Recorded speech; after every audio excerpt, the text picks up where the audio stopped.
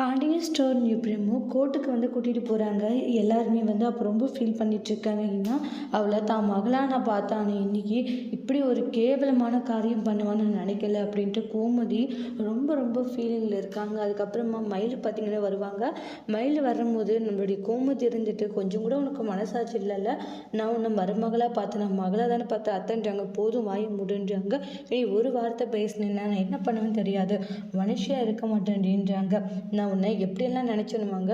அப்புறமா மயில அவங்ககிட்டலாம் நீ என்ன பேசிகிட்டு இருக்க சொல்லு, இங்கே பாரு, இங்கே கொடுக்க வேண்டிய தீர்ப்பை கரெக்டாக கொடுப்பாங்க, அதனால் சும்மா தேவையில்லாமல் அது இதெல்லாம் நினச்சி நீ ஃபீல் பண்ணிக்கிட்டு இருக்காதுன்றாங்க.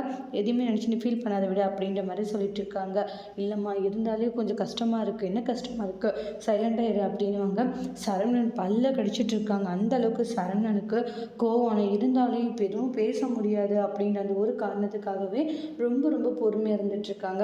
அதுக்கு அடுத்ததாக பார்த்தீங்கன்னா கோர்ட்டில் என்ன நடந்துச்சு அப்படின்னு சொல்லிட்டு ஒவ்வொருத்தரையும் விசாரிச்சுட்டு இருக்காங்க. அப்போ கோமதி இருந்துட்டு அவங்க பக்கம் இருக்கிற திருப்ப சொல்கிறாங்க. எந்த அளவுக்கு தான் மருமகளை நல்லா பார்த்துக்கிட்டோம் அப்படின்ற விஷயத்த சொல்கிறாங்க. ஆனால் அவளை நல்லா பார்த்துட்டு இந்த மாதிரி எங்களை குறை சொல்லிட்டு இருக்கா அப்படின்ட்டு எல்லா விஷயத்தையுமே சொல்லி ஃபீல் பண்ணிட்டு இருக்காங்க.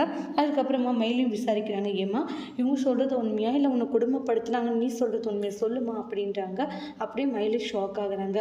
மயிலு உண்மைகளை ஒத்துக்க போகிறாங்களா இல்லை என்ன சொல்லி சமாளிக்க போகிறாங்க அப்படின்றத அடுத்தடுத்து வரக்கூடிய பிரேமோல நம்ம வெயிட் பண்ணி பார்க்கலாம். தேங்க்யூ.